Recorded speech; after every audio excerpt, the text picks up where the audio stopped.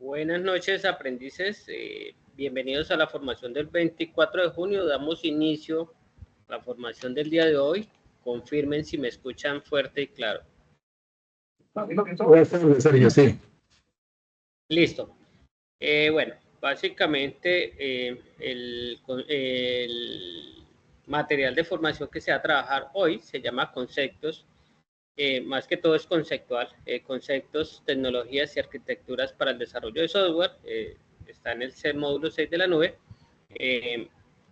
y vamos a entregar, los entregables van a ser dos actividades, el mapa conceptual, esto es una actividad totalmente de consultas, ustedes van a realizar el mapa conceptual sobre los componentes del ciclo de vida del software, y el componente, la evidencia que vamos a trabajar y la que de pronto más de pronto necesitamos más orientación es en este diagrama de despliegue, aunque ya nosotros habíamos trabajado en otros diagramas. Este es el último diagrama en esta fase de planeación que tenemos, creo que ya este mes, de acuerdo a mi planeación, ya en la primera semana de julio, les cuento, ya empezamos en el tema de diseño web y aplicaciones, terminamos esa fase, 2 semanitas, y nos pasamos a la ejecución, que ya es el tema del frontend y el backend. Hay una actividad anterior, pero esa la voy a pedir después, que es como presentar ya un documento, que es el documento de arquitectura. Yo luego les compartiré ese documento donde está estructurado cada uno de los artefactos del desarrollo de software que hemos construido. Hoy básicamente vamos a trabajar en este diagrama de despliegue. Es un diagrama de despliegue muy parecido a este que trabajamos la clase anterior, ¿sí? Un diagrama de despliegue, recuerden que pues tiene unos nodos, unos artefactos, pero él está denominado por una representación gráfica, ¿cierto? Bueno, estos conceptos de tecnologías y arquitecturas para el desarrollo web básicamente es como hacer una contextualización, leerlos, tenerlos de conocimiento que le van a servir para su mapa conceptual y también para desarrollar su diagrama de despliegue para el caso de estudio, ¿cierto? Bueno, revisar la guía de aprendizaje 4, que es lo que vamos a presentar. Nos dice que es un diagrama de despliegue. Para el caso de estudio también se le conoce como diagrama de red. Entonces, básicamente lo que vamos a construir es nuestro diagrama de red o mapa de red. Se utiliza para modelar la disposición de la física de los artefactos de software en nodos, vértices y líneas que ayudan a representar la relación entre grupos e entidades. ¿Qué nos va a permitir acá definir la arquitectura de software? Recuerden que este tema de la arquitectura de software es todos los artefactos que hemos construido, diagramas de dominios, diagramas de clases, bueno, etc. Hoy vamos a construir uno de los artefactos, que es el diagrama de rep. Aquí nos dice dar cumplimiento a los requisitos funcionales. Bueno, nos dice que debemos de tener en cuenta esos requisitos funcionales y no funcionales que ustedes ya construyeron anteriormente, si se adecuan al modelo de negocio de su herramienta de software que van a construir. Utilizar herramientas TIC, perfecto, para elaborar los diagramas, identificar conceptos claves, agregar los enlaces, son los conectores que hay entre esos diagramas, revisar la lógica que sea correcta, ¿sí? Y personalizar el formato. Quiere decir que cada proyecto pues es muy diferente, ¿cierto? Tomamos como referencia algún ejemplo, pero pues cada proyecto tiene diferentes necesidades. tiene diferentes formas de implementación. Bueno, básicamente es eso. Deben de entregarlo en un formato PDF. Por favor, no me suban formatos en Word porque es muy difícil para mí la revisión de formatos en Word. Normas básicas de presentación de un documento, portada, tabla de contenido, introducción. Bueno, cabe resaltar, deben de llamarlo así como lo indica la guía.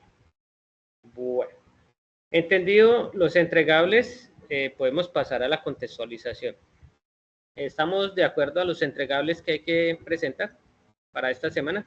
Del 24 de junio al 28 de junio y hacemos cierre de mes. Bueno, hay unos conceptos, pues está el tema del Internet y la web, ya más o menos ustedes conocen el funcionamiento de la Internet, que es una red pues global, está la historia de la Internet, no voy a contextualizar en ese tema, de pronto se va a entrar en esta partecita de este ejemplo que está acá, que el hardware de red, ¿sí? Entonces aquí nos explican sobre un ejemplo donde hay un cliente A y hay un cliente B que pues igualmente requieren de una conexión entre los dos para poderse comunicar. Los dispositivos, bueno, nos explican acá cómo se conforma una red. Tenemos un enrutador principal donde tenemos varios clientes, eso es una metodología estrella. Aquí también nos explican cómo sería la configuración en el caso de que nosotros, en nuestro proyecto de software, requiramos dos enrutadores y segmentar nuestra red. Cuando hablo de segmentar nuestra red, es que podemos de pronto tener servidor de aplicaciones web acá, servidor de base de datos, tener diferente direccionamiento del protocolo TCP/IP versión 4 o versión 6. Recuerden que estamos avanzando y Latinoamérica está avanzando hacia la versión 6 en redes de telecomunicaciones. Pero es un concepto de pronto pues no tan nuevo, porque la verdad ya lleva un buen rato, el Ministerio del Estilo lo ha implementado, más que todo se está iniciando por la implementación de los protocolos IP versión 6 en las entidades públicas, se está iniciando por ahí, ya luego se avanzará en el tema de pequeñas empresas, las MIPIN, y ya pasaremos al hogar. Básicamente estos diagramas de red nos están mostrando cómo sería nuestra conexión, que requerimos un switch de Ethernet para conectar diferentes tipos de clientes, computadoras, portátiles. Es básicamente eso. Acá, no sé si algunos ya tienen el conocimiento, pero algunos no tienen el conocimiento sobre los protocolos TCP/IP. Es importante que revisemos esta documentación. Estos protocolos TCP/IP son lo que nos permite realizar la configuración de nuestro router, que nos permite el acceso a Internet, ¿sí? Se hace mediante un segmento de red, independientemente del segmento que usemos. Por lo general los routers básicos como las marcas TP-Link, Tenda, traen una configuración de 192.168.1.1, pero hay que tener en cuenta que hay una red de Internet, que es la red global, y esa red funciona con unas IP públicas, y esa IP pública nos la proporciona nuestro ISP.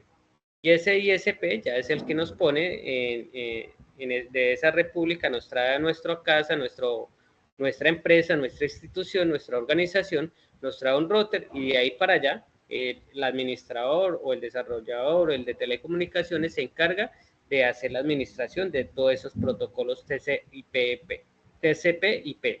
¿Sí? Estamos en la versión 4 todavía. Bueno, tener en cuenta cómo se va a hacer esa conexión.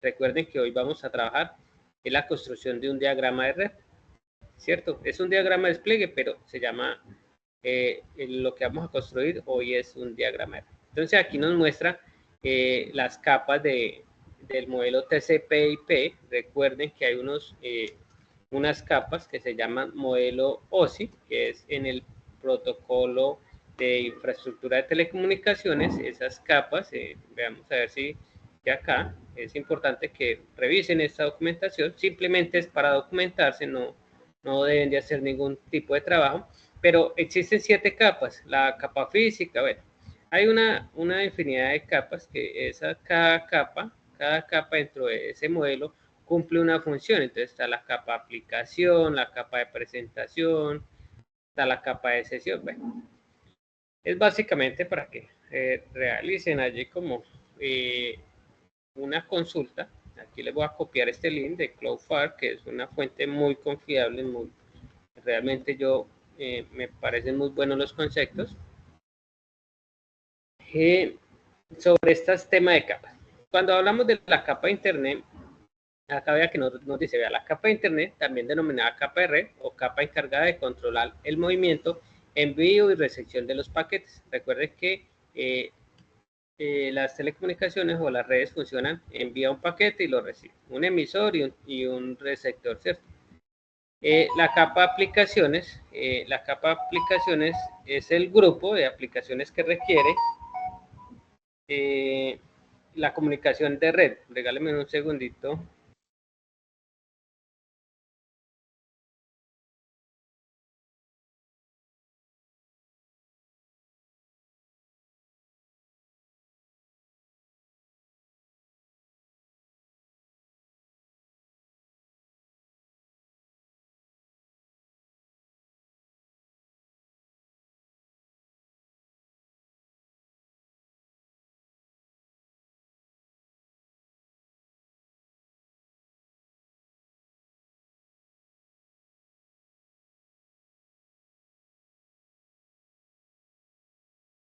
Perdón, chicos, un momento. Bueno, entonces la capa aplicación, aquí es donde vamos a desplegar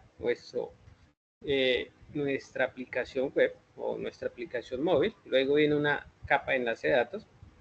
Esa capa de enlace de datos es como una capa de la interfaz de red o la capa física, que es la encargada de manejar las partes físicas del envío y la recepción de datos.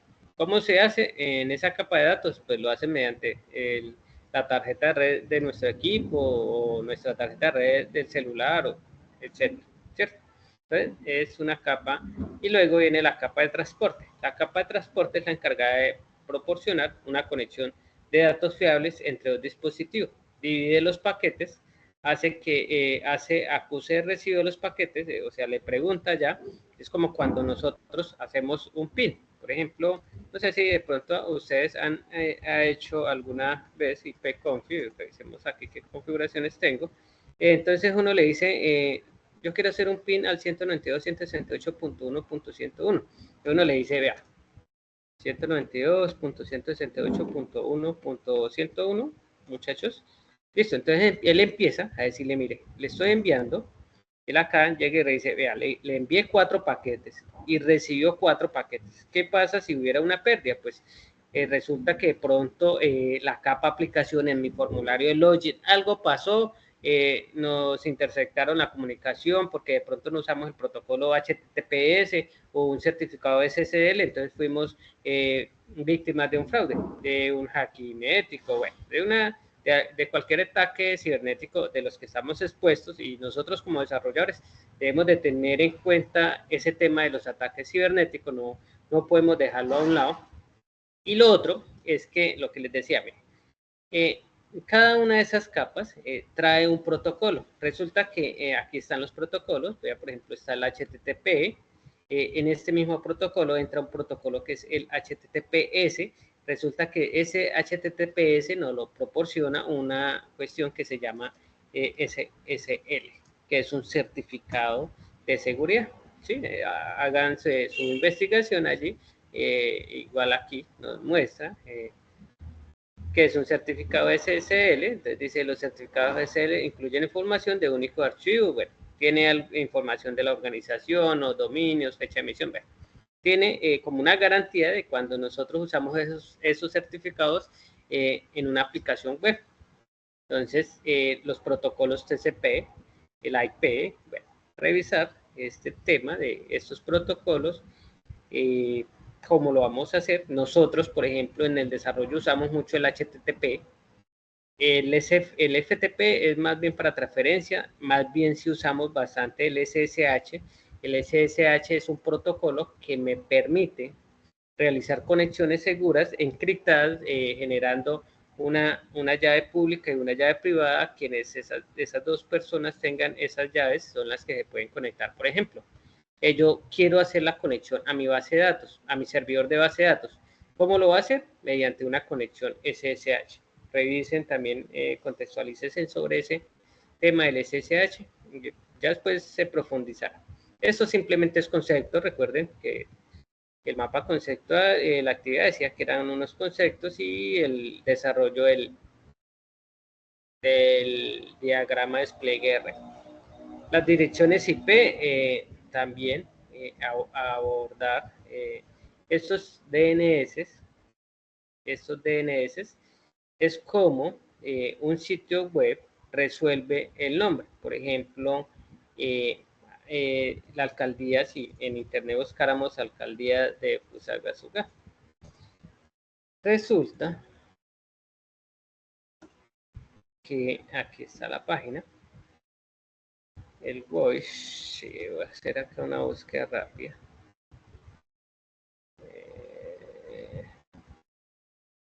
Resulta que cuando yo tengo ese servidor DNS es el que me permite resolver el nombre, pero ese nombre está en una IP. Vea que copiemos esto. Déjeme buscar el voice, a ver qué información me da con eso. Esto lo podemos hacer, el DNS. ¿Qué IP me muestra? A ver, entonces vea que eso me va a llevar hacia una IP, pero el DNS lo que me permite es resolver esa IP como un nombre de dominio. Entonces, básicamente es eso. No estoy profundizando eso, simplemente estoy dejándole como ejemplos de lo que podemos hacer. Recuerden que el protocolo HTTP es uno de los protocolos más usados en la estructura del modelo cliente-servidor. ¿Sí? Yo lo puedo hacer por una IP, pero también lo puedo hacer con un nombre de dominio. ¿Sí? Esos dos nombres de dominio, si ustedes revisan acá, me va a decir que tiene una conexión segura, es porque está cifrando o está usando protocolos SSL, ¿sí? Seguros. La arquitectura cliente-servidor, pues consiste en que el cliente desde un computador, una aplicación móvil, un Android, una tablet, hace una solicitud hacia los servidores de web o hacia los servidores de base de datos, y el servidor, pues si la respuesta es correcta, pues le va a devolver una respuesta, y si tiene algún error o alguna falla, pues también le va a devolver una respuesta de error. Bueno. El cliente web, pues ya hablábamos que es la persona o el usuario que está allí interactuando con nuestra aplicación, y nuestro servidor web es donde se aloja esa aplicación o ese ejecutable de nuestro desarrollo de software. ¿Cómo funciona una arquitectura de cliente-servidor? Pues vean que está el servidor. En este caso, en esta figura, básicamente el servidor, aquí esta figura está representando como si ese servidor estuviera por fuera de nuestra red local, o sea, los clientes hacen la solicitud, navegan hacia la red de internet, y el servidor está también fuera de nuestra red, y mediante un DNS o una IP pública es que podemos hacer las solicitudes y la respuesta. Básicamente es eso. Si no tuviera, si este servidor no está, este servidor básicamente está en la nube. Si este servidor estuviera local, por ejemplo, que fuera el caso de una empresa pequeña, una MIPYMES, entonces estaría el cliente, nuestro enrutador principal, y el enrutador principal pues haría la solicitud al servidor y estaría dentro de nuestra misma red LAN. Recuerden que nuestra red LAN es una red de área local que se usa dentro de las empresas. Entonces, está el Internet, que es el global, la red más grande. Luego viene nuestro enrutador, y desde nuestro enrutador, de ahí para allá, es donde empieza la red local. De esa forma como se trabaja. Entonces vean que aquí está al lado servidor. nuestro cliente está haciendo una petición, viaja, antes de esta parte, a este diagrama aquí le hizo falta nuestra infraestructura. Entonces, supongamos que nuestra empresa va a tener un data center, entonces de entrada a un data center, de entrada a nuestro enrutador principal, del enrutador principal se hace la solicitud a internet, que es mediante un ISP, que podemos navegar solamente las ISPs, y eso está regulado por la Comisión Nacional de Comunicaciones en Colombia y en el resto del mundo. Hay otras entidades, la LAN y eso, la LAN es internacional, que es la que nos permite identificarnos con una IP pública o mediante un DNS, qué proveedor de internet es el que nos está dando esta conectividad. Y luego, esa petición viaja hacia un servidor. Este servidor está también conectado sobre un DNS o una IP pública. Por lo general tiene las dos configuraciones, tiene un DNS y una IP pública. ¿Por qué la IP pública? Resulta que si yo dejara mi servidor expuesto, por ejemplo, no dijera Alcaldía de Fusagasugá, sino que dijera este número, vea que él me va a direccionar hacia un lado y vea que me está generando este código de error, ¿sí?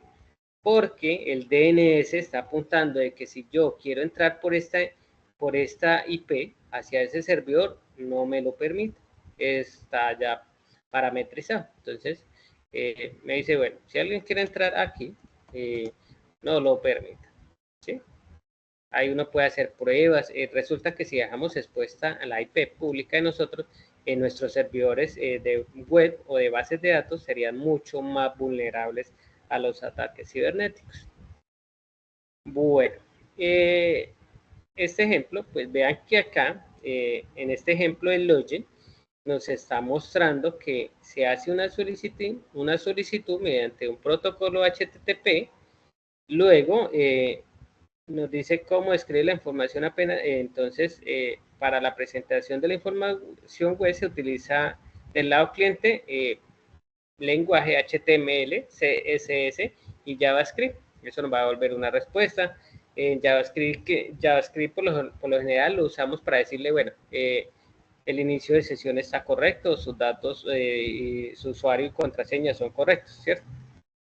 La información se le ecualiza mediante una URL, ¿sí? Y se divide en tres partes, el servidor, la ubicación y el dominio, ¿sí? Como lo muestra aquí, ¿sí? En algunos casos, de pronto, como ya tenemos un DNS, eso está detrás de ese DNS configurado.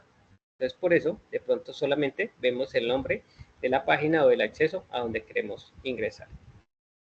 Bueno. Hagamos un paréntesis hasta ahí. Hasta ahí están comprendiendo el tema de cómo funciona una petición cliente-servidor y cómo podrían ustedes estructurar su diagrama de red para su proyecto de software. Bueno, bueno, chicos. Bueno, creo que Sí, profe. Una pregunta. están como pendientes del partido de Colombia, ¿no? Profe, una pregunta. Nosotros no vamos a hacer páginas, sino una aplicación Java, porque es un software de gestión de nómina. Ah, bueno, está Java Enterprise. JEE. Java Enterprise. Java Enterprise. Sí, Este es el entorno empresarial para Java. Java Enterprise. O JEE. ¿Listo? ya. Igualmente, Java Enterprise, si nos orientamos al Java y de pronto dándole así un avance, Java Enterprise, pues básicamente es una tecnología, pero sí o sí vamos a necesitar HTML, CSS y JavaScript, ¿sí? En Java Enterprise, ¿qué vamos a hacer? Vamos a hacer las clases, o sea, los artefactos, ya la programación, las clases, los métodos, método getter, método setter, bueno, no nos preocupemos por ahora por ese tema. Bueno, también nos dice que, bueno, que hay una introducción sobre el frontend. En las próximas clases vamos a profundizar un poquito más, pero nos dice que el frontend pues lo trabajaremos con HTML5, que es un lenguaje de programación, que hay más tipos de, de HTML. Lo trabajaremos con CSS3, que son las hojas de estilo en cascada, son las que nos permiten darle el diseño prácticamente gráfico, los colores, como queremos nuestra aplicación. Y el JavaScript, pues ya el JavaScript sí es un lenguaje de programación que nos permite la mayor interactividad y dinamismo en nuestra web. Entonces, JavaScript llega y nos permite ¿qué nos va a permitir JavaScript? No, nos permite pues decirle al usuario por una alerta, su usuario y contraseña son incorrectos. O si yo voy a crear un formulario de crear mi usuario por primera vez, pues le voy a decir, vea, la clave debe tener caracteres especiales, una letra mayúscula. Eso nos lo proporciona JavaScript. Cuando ustedes se registran en alguna plataforma y les dice su contraseña no cumple con los criterios básicos de seguridad, debe contener una letra, un carácter especial. Entonces, ¿por qué? Con JavaScript hacemos esa programación ahí en ese frontend, debajo del HTML, y eso es lo que nos va a permitir que le mostremos alertas. Luego vienen las tecnologías del backend. En el backend, si ya esto es del lado servidor, es la aplicación que vamos a dejar en nuestro servidor. Entonces, el servidor la utiliza para gestionar y procesar las diferentes peticiones. ¿En qué podemos programar? En todos los lenguajes de programación. Cuando yo hablo de backend, estoy hablando de PHP, de Python, de Java, de .NET. Estoy hablando del lado de bases de datos, MySQL, SQL Server, Postgres, etc. Todos los lenguajes de programación, algunos más populares que otros, como por ejemplo Node.js, el Kotlin, Ruby, PHP. PHP es muy bueno de pronto ¿para qué? Para de pronto CMS simples, que no tengan tanta robusticidad, pero sí para aplicaciones empresariales de pronto Node.js o, o Hibernate, y bueno, ¿sí? Hay diferentes tipos de framework que nos permiten el desarrollo del backend. Entonces, hay backend hay frameworks tanto para backend como frontend. Entonces, ya vienen preconstruidas algunas funciones en Laravel, en Django, en, en Spring Boot, por ejemplo, que es muy bueno para construir los temas de backend. ¿Sí? Es por Spring Boot para programar en Java, aplicaciones empresariales, y se permite unir con Node.js. Bueno, varias cositas. Eso en la parte de las tecnologías web. Recuerden que hay dos tipos. Si ustedes han visto de pronto ofertas, hay unos que se dedican al desarrollo de frontend y hay otras personas, otros desarrolladores que se dedican al tema del backend. Hay arquitecturas, hay dos tipos de arquitecturas, que es el SOA y el SOAP. Estas arquitecturas son simple acceso a objetos, se define por un protocolo de reglas estándar que se crea principalmente para permitir la comunicación entre aplicaciones desarrolladas con diferentes lenguajes y además que reposan en diferentes plataformas tecnológicas, ¿sí? Entonces, estas aplicaciones se ejecutan mediante HTTP, algunas veces SMTP, y retornaban, se hacían mediante un XML. Y el REST ya son las aplicaciones que usamos para consumir las API REST. Y esto ya nos trae, lo hacemos mediante los lenguajes HTML, XML y el JSON, que eso es uno de los lenguajes importantes en el tema de la programación. Bueno, básicamente es esto, es teorizar en ese tema. Acá, en este diagrama de despliegue, pues está cómo lo van a hacer. Por eso les dice la guía, les dice que deben de apoyarse sobre herramientas para elaborar sus diagramas hoy no vamos a usar no vamos a usar esto UML porque ya tenemos un diagrama construido, vea que tenemos un servidor web, ya ustedes lo tienen, pero la idea de hoy es ustedes gráficamente cómo lo van a hacer. Si hay un servidor de base de datos, si hay un servidor web, si hay un router, un enrutador, cómo va a ser esa petición, va a ser sobre HTTP, sobre HTTPS, va a usar un certificado SSL, bueno. ¿Sí? ¿Y desde qué dispositivo lo van a hacer? Recuerden que deben de revisar por acá los requisitos funcionales y no funcionales de su aplicación. Bueno, aprendices, esto sería todo por el día de hoy. La contextualización de estos conceptos. Ya queda que ustedes como aprendices y como desarrolladores de su aplicación web revisen cómo van a hacer este despliegue en la red, este diagrama de despliegue de la red, qué dispositivo necesitan, si necesitan switch, si necesitan router capa 3, por ejemplo un microtip, ¿sí? Y allí van a generar unas VLAN, bueno, cómo van a hacer el acceso, o si esto es una aplicación de despliegue de red empresarial solamente local, que va a estar en su data center local, ¿cierto?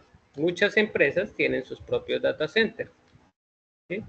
Y lo que hacemos es a veces contratar una IP pública o un DNS para poder salir a internet, y simplemente nosotros somos los dueños de todo, no requerimos de pagarle pronto a Google o Amazon para que nos aloje allí nuestro servidor web o nos aloje nuestras bases de datos, ¿sí? Eso ya depende del implementador, cómo piensa construir su diagrama de red. Bueno, aprendices, eso es todo de la contextualización del día de hoy. No sé si tengan preguntas al respecto.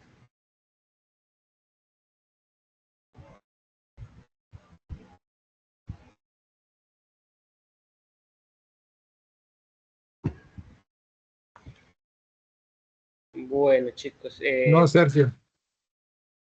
listo. Entonces, siendo así, les deseo pues una feliz noche. Recuerden entregar sus evidencias en los tiempos establecidos.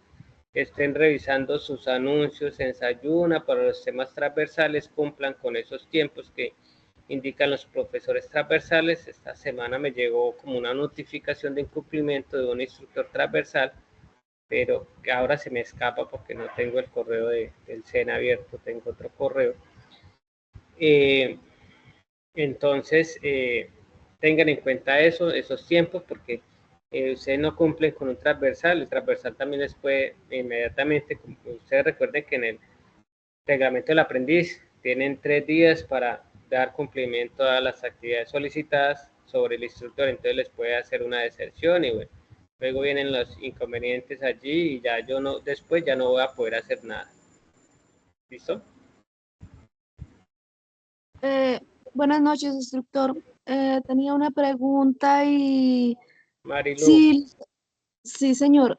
Si el trabajo anterior de la semana pasada es en grupo individual. El trabajo de la semana pasada. Sí, o sea, el de ayer. Que teníamos una duda con el grupo. Grupo. Ese fue el diagrama de despliegue y sí, señor, y de componentes. Y el taller. diagrama de componentes. Era, sí, lo podían hacer en grupo, pero había un trabajo, creo que había uno de esos que sí deberían presentarlo individual. Recuerden que igualmente el trabajo es grupal, pero sus presentaciones, sus entregas son de forma individual, ¿sí? Porque la responsabilidad es de cada uno.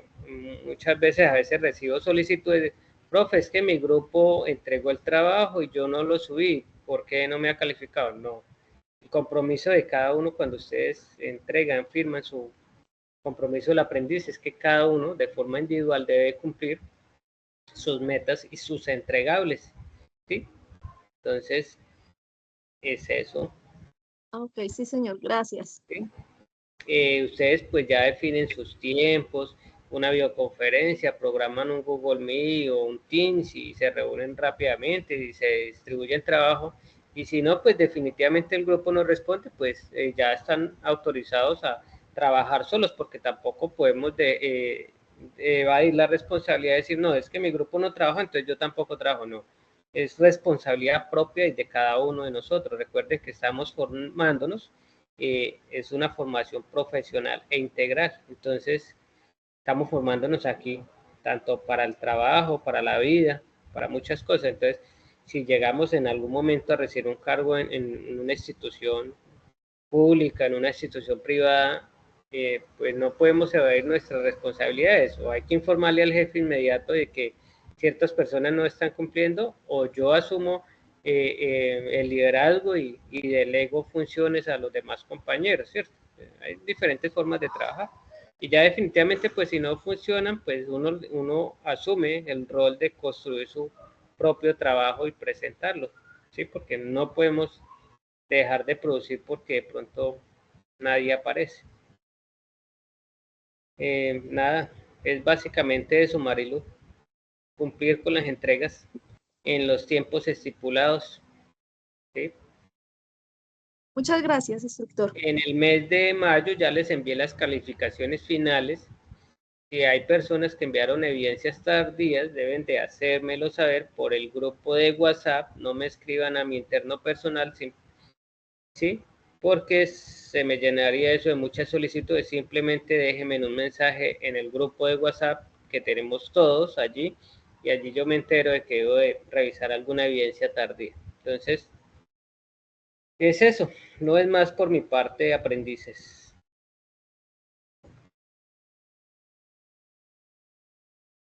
Gracias, Sergio, muy amable. Bueno, muchachos, Muchas gracias. nada. ¿Usted nos puede compartir el video por YouTube? ¿El video? Sí, señor, así como la semana pasada, que nos ayudó bastante. Sí, como siempre, por el mismo. Ah, bueno. Por el Gracias, mismo. muy amable. Listo, aprendices. Feliz noche para todos y un feliz descanso. Feliz noche. Gracias. Muchas gracias, doctor. Feliz noche. Bueno.